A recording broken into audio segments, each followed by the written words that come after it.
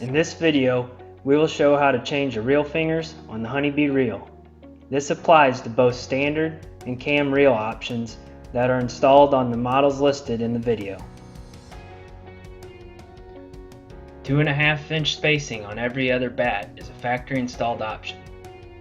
This can improve feeding in short and thin crops. Most headers are all equipped with this option.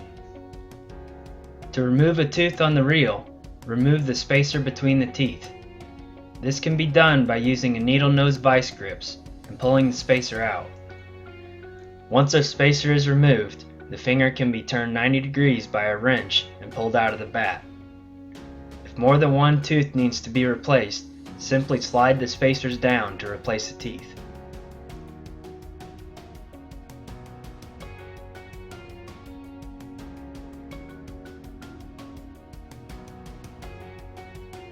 Reinstall the previously removed spacer, making sure it is properly seated into the grooves in the bat.